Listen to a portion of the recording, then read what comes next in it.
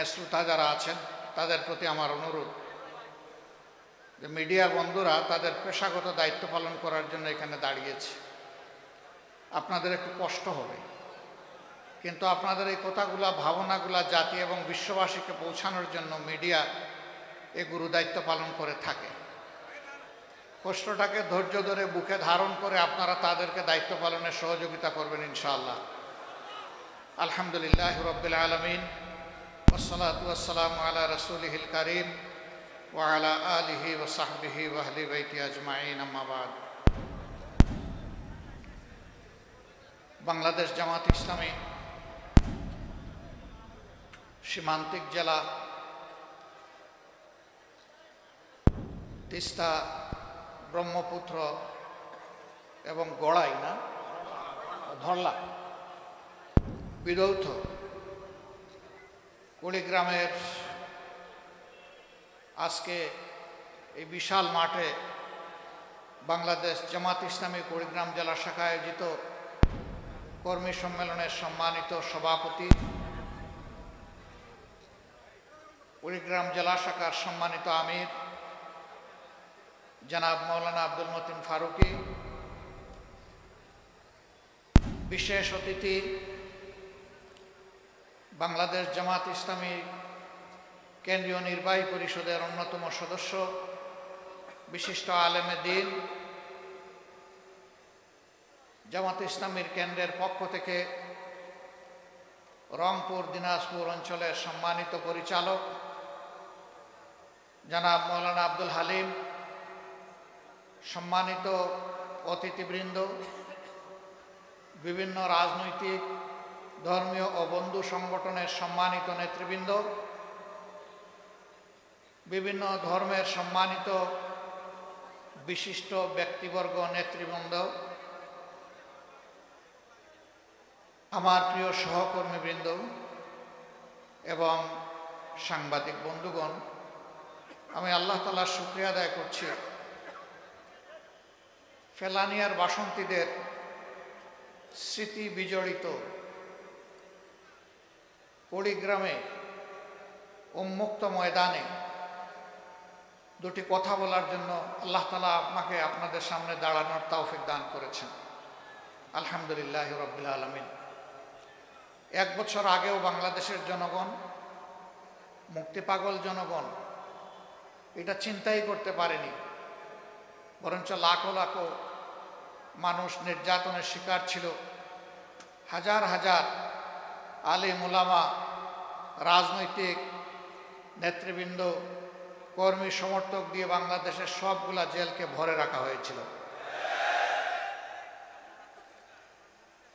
2006 সালের 28 অক্টোবর লগি বইটার তাণ্ডব চালিয়ে বাংলাদেশের রাজধানী ঢাকায় স্পষ্ট দিবালুকে জিরো পয়েন্টের কাছাকাছি পল্টন ক্রসিংয়ে আল্লাহ তাআলার বান্দা 6 জন নিরীহ মানুষকে সেদিন হত্যা করা হয়েছিল। নিতর দেহের উপর দাঁড়িয়ে তারা পৈশাচিক নৃত্য করেছিল।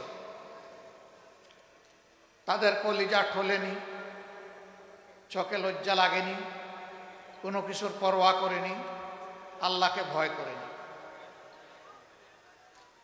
পরবর্তী পর্যায়ে তারা দেশকে অস্থির করেছিল। তাদের কারণেই 1-11 তৈরি হয়েছিল। মঈনুদ্দিন ফখরুদ্দিনরা ক্ষমতায় এসেছিল দুর্নীতির বিরুদ্ধে জিহাদ করার ঘোষণা দিয়ে।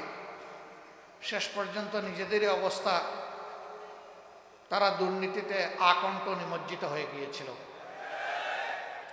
মানুষ তাকে ঘৃণা করতে শুরু করলো। তারা তখন বাঁচার জন্য নিরাপদ রাস্তা বা সেফ এক্সিট খুঁজতে থাকলো। 2 জন নেত্রী 2টা জোটের তখন নেতৃত্ব দিচ্ছিলেন।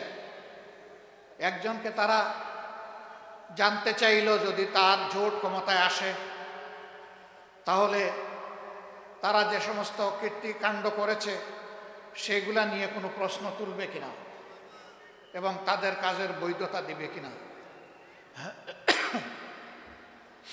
তিনি জবাব দিয়েছিলেন জনগণের ম্যান্ডেটে নির্বাচিত জনপ্রতিনিধিরা এই সংসদে বসে এই ব্যাপারে সিদ্ধান্ত নেবে।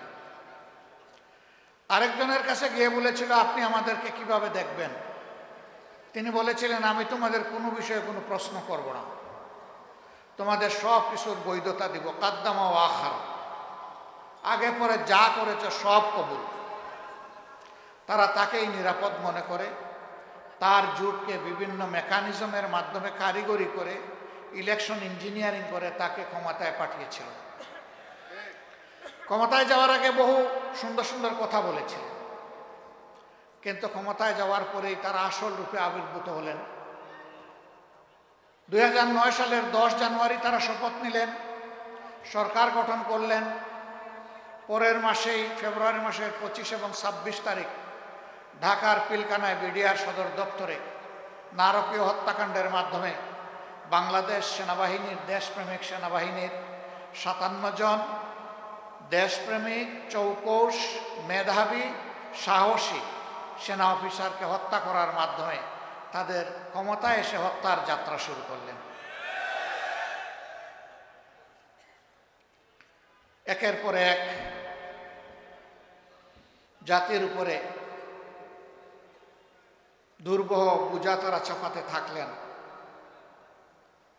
ক্ষুধার্ত আওয়ামী লীগ জাতির সম্পদ চুরি করা শুরু করল। সর্বত্র চাঁদাবাজি, লুটপাট, দখলদারি, ঘুষের মাত্রা বাড়িয়ে দিল। তাদের অর্থমন্ত্রী বলল, এটা ঘুষ না, এটা স্পিড মানি। লজ্জা! তাদের শিক্ষামন্ত্রী বলল, আমার মন্ত্রণালয়ে তোমরা ঘুষ খাইও, কিন্তু একটু কমাইয়া খাইও। সেই এরা শিক্ষিত নাকি আসলে এরা কুশিক্ষিত, আল্লাহ ভালো জানে।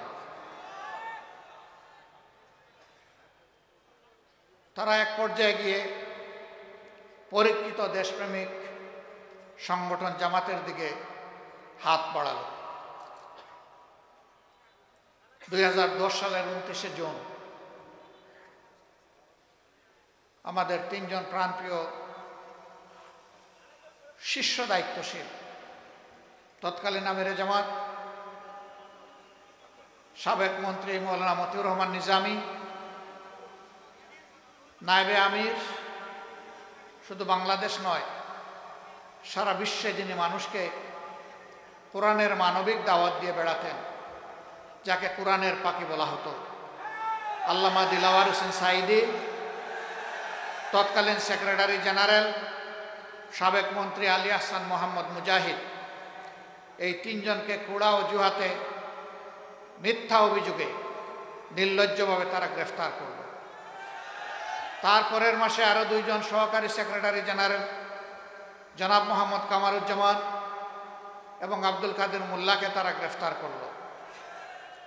তাদের বিরুদ্ধে সাজানো পাঠানো মিথ্যা মামলা, তাদের মনমতো কোর্ট এবং শিখানো মিথ্যা সাক্ষীর মাধ্যমে তাদেরকে সাজা দেওয়ার জন্য আবার শাহবাগে আসর বসানো।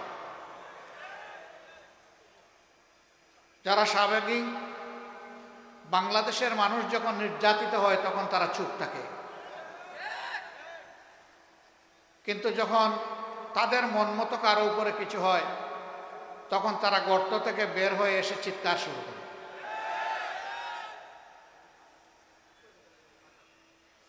সম্মানিত ভাই ও বন্ধুগণ, তারপরের ইতিহাস সবার জানা।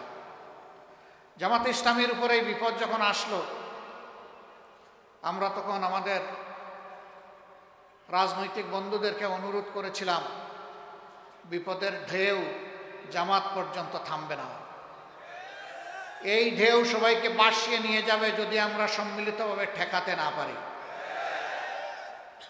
আমরা আমাদের আহাজারি শোনাতে পারিনি, বুঝাতে পারিনি। একের পর এক প্রতিহিংসামূলক রায়ের মাধ্যমে আদালতকে ব্যবহার করে জামাতে ইসলামের নেতৃবৃন্দকে ফাঁসি দেওয়া হলো, 5 জনকে ফাঁসিতে ঝুলানো হলো। তাদের নিয়েও অনেক নাটক করা হলো। একবারের জন্য তারা নথি স্বীকার করেন কিনা, সরকারের কাছে ক্ষমা চান কিনা, প্রাণ ভিক্ষা চান কিনা। আলহামদুলিল্লাহ, যারা আল্লাহর জন্যে, মানবতার জন্য লড়াই করে, তারা আল্লাহ ছাড়া কাউকে পরোয়া করে না। আল্লাহর এই বান্দারা মাথা উঁচু করে সেদিন বলেছিলেন, আমরা মাথা একটা জায়গায় নত করি, তিনি আমাদের প্রভু, তিনি আমাদের স্রষ্টা আল্লাহ রাব্বুল আলামিন। দুনিয়ার আর কোথাও ওই বান্দাদের মাথা নত হবে না। মাথা তারা নত করেননি। তারা কতটা আত্মবিশ্বাসী ছিলেন। শহীদ আমিরে জামাত তার পরিবারের সদস্যদেরকে জিজ্ঞেস করছেন, আমি তো মাওলার মুলাকাতে অল্পক্ষণের মধ্যেই হাজির হব, আমার গায়ের পোশাকটা কেমন হওয়া উচিত? আমি কি লঙ্গি পরব না পাজামা পরব? পরিবারের সদস্যরা বলছে, পাজামাতেই মাওলার মুলাকাতে আপনাকে ভালো লাগবে। আল্লাহু আকবার। যেমন দায়িত্বশীল তেমন তার পরিবারের সদস্যরা, কালবে সালিম, প্রশান্ত আত্মা। তারা ফাঁসির তক্তার দিকে এগিয়ে চলেছেন পা পা করে। তাদের ঠোঁটও কাঁপেনি, বুকও কাঁপেনি, পাও নড়েনি। কারণ তারা নিশ্চিত ছিলেন অন্য কোনো কারণে নয়,